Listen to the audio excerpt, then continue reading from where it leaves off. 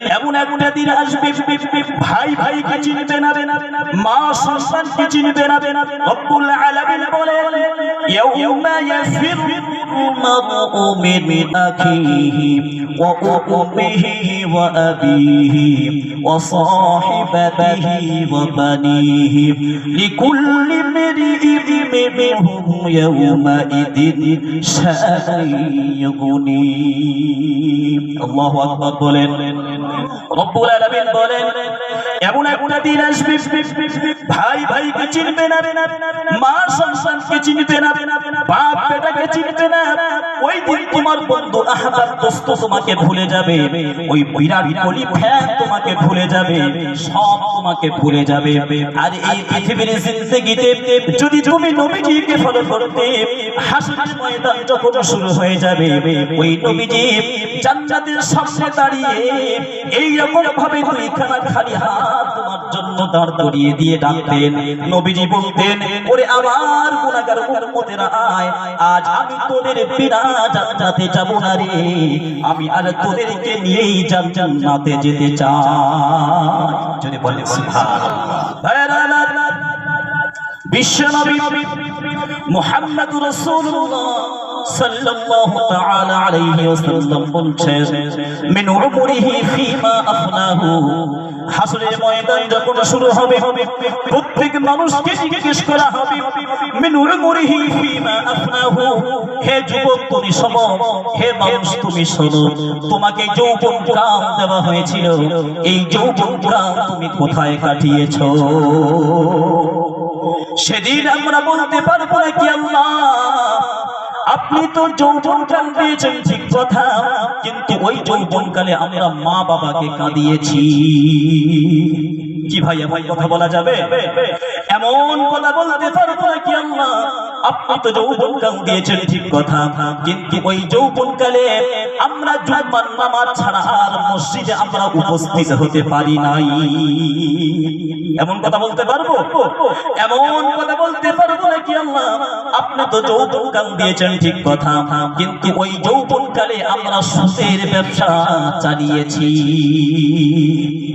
এজন্য করে বলতে চাই মরণকে স্মরণ করুন, কবরে যাওয়ার পর কেমন ভাবে শান্তি ভাবে থাকবেন সেই কথা চিন্তা করুন।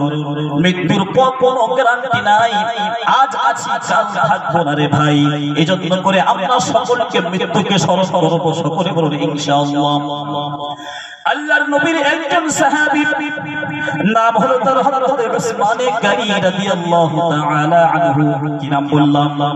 উসমানে গনি রাদিয়াল্লাহু তাআলা আনহু যখন কোন কবরের পাশ দিয়ে যেতেন বা যখন কোন কবরের কথা শুনতেন তখন ঝরঝর করে কান্না শুরু করে দিতেন।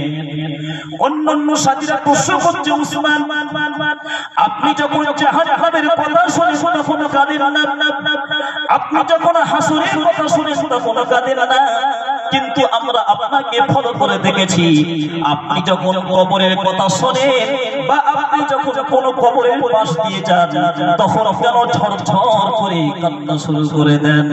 তখন আল্লাহর নবীর সাহাবী হযরত উসমানে গনি রাদিয়াল্লাহু তাআলা আনহু তখন বলছেন শোনো গো সাথীরা, আমি নবীকে এই কথা বলতে শুনেছি কোন মানুষ যখন মারা যাওয়ার পরে যখন কবরে যাবে তখন তাকে প্রশ্ন করা হবে তিনটে, রবের পরিচয় দাও, ধর্মের পরিচয় দাও, রাহমাতুল লিল আলামিনের পরিচয় দাও। এই তিনটে প্রশ্ন করা হবে। তারপর ওই কবর হবে প্রথম খাঁটি। ওই কবরে যদি কোনো মানুষ আটকা পড়ে যায় তাহলে আর কোনো খাঁটিতে সে টিকতে পারবে না। আমি উসমান আমি যখন কবরে চলে যাব এই তিনটে প্রশ্ন যদি আমি ফেল হয়ে যাই তাহলে ওই কবর প্রথম খাঁটিতে যদি আমি আটকা পড়ে যাই তাহলে কোনো খাঁটিতেই আমি আর পাস করতে পারবো না। আমি যদি ওই তিনটে প্রশ্ন যদি ফেল হয়ে যায় তাহলে আমি কিসের সাহাবী, আমি কিসের বান্দা? ভাইরা আমার, বন্ধুরা আমার, একটি খুব গুরুত্বপূর্ণ হাদিস আপনাদেরকে শুনিয়ে যাব। এই হাদিস ওই সমস্ত যুবক ভাইদের জন্য শোনাবো যারা পেচ্ছাপ করে পানি নেয় না, যারা অধিকাংশ সময় নাপাক থাকতে বেশি পছন্দ করে, তাদের জন্য একটি গুরুত্বপূর্ণ হাদিস শুনিয়ে যাব। আল্লাহর নবী মুহাম্মদুর রাসূলুল্লাহ সাল্লাল্লাহু তাআলা আলাইহি ওয়াসাল্লাম এক সময় রাস্তা দিয়ে যাচ্ছেন, যেতে যেতে হঠাৎ একটি কবরের পাশ দিয়ে নবীজি চলে গেলেন। কবরের পাশ দিয়ে যাওয়ার পর নবীজি সাল্লাল্লাহু তাআলা আলাইহি ওয়াসাল্লাম বুঝতে পারলেন ওই কবরের মধ্যে আযাব শুরু হয়েছে, আযাব, ওই কবরে আযাব শুরু হয়ে গেছে। নবীজি কি করলেন? ওই কবরের কাছে গিয়ে ওই কবরের মাটিতে হাত দিয়ে বলছেন, ওই কবরের মাটি থেমে যা, থেমে যা, থেমে যা, আমার গুনাহগার উম্মতকে আর কষ্ট দিবি না রে কবরের মাটি। নবীজি ওই খেজুরের গাছ থেকে একটি খেজুরের গাছের ডাল ভেঙে এনে এইরকম ভাবে ধ্বংস করে ওই খেজুরের গাছকে, ডালকে ওই খেজুরে এমন করে কবরের উপরে রেখে দিলেন। সাহাবায়ে কেরাম প্রশ্ন করছে, ইয়া রাসূলুল্লাহ, এই মদিনার জমিনে এতগুলো গাছ থাকতে আপনি কেন ওই খেজুরের গাছের ডাল কেন ভাঙলেন? নবীজি তখন বললেন, শোনো গো সাথীরা, আমি নবী বলে গেলাম এই মদিনার জমিনে যতগুলো গাছ আছে সবথেকে দেরিতে শুকায় এই খেজুরের গাছ, সবথেকে বেশিক্ষণ পর্যন্ত কাঁচা থাকে এই খেজুরের গাছ। এই খেজুরের গাছ যতক্ষণ পর্যন্ত জীবিত থাকবে, এই খেজুরের গাছ যতক্ষণ পর্যন্ত কাঁচা থাকবে, কাঁচা থাকা অবস্থায় এই খেজুরের গাছ জিকির করবে আল্লাহ, আর আল্লাহর জিকিরের বদৌলতে আল্লাহ পাক এই কবরবাসীর কবরের আযাবকে লাঘু করে দেবে। জোরে বলেন সুবহানাল্লাহ। নবীজির হাদিস শুনিয়েছেন, বলছেন শোনো গো সাথীরা, এই কবরবাসীর আযাব এজন্য করে শুরু হয়েছে, এই কবরবাসী পেশাবের ছিটা থেকে বাঁচত না, পেচ্ছাপ করে পারেনি তোরা। নবীজি হাদিস শুনিয়েছেন, ইস্তারজাহু মিনাল বাউলি, হে আমার উম্মতি তোমরা শোনো, তোমরা পেশাবের ছিটা থেকে বাঁচো। যখন তোমরা পেচ্ছাপ করবে পানি দিয়ে সেটাকে পরিষ্কার করে নাও, কারণ হলো অধিকাংশ সময় কবরের আযাব শুরু হয় ওই পেচ্ছাপের ছিটার কারণে। এজন্য করে ভাইরা আমার, বন্ধুরা আমার, আমরা সকলে পেচ্ছাপ করে পানি নেব তো ইনশাআল্লাহ। আমরা সবাই পেশাবের ছিটা থেকে বাঁচবো, সকলে বলবে ইনশাআল্লাহ।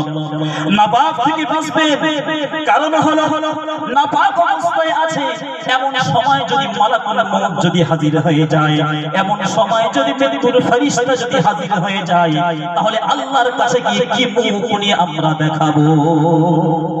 নাপাক থেকে বাঁচবেন তো ইনশাআল্লাহ। মৃত্যুর কথা স্মরণ করুন। প্রথমে আমি বলছিলাম, কারণ যদি ওই নাপাক অবস্থায় যদি মৃত্যুর ফেরেশতা উপস্থিত হয়ে যায়, আমরা আল্লাহর কাছে গিয়ে আমরা লজ্জিত হয়ে যাব। মৃত্যু থেকে কেউ বাঁচতে পারবেন তো নাকি? কথা বলেন, মৃত্যু থেকে কেউ বাঁচবেন নাকি?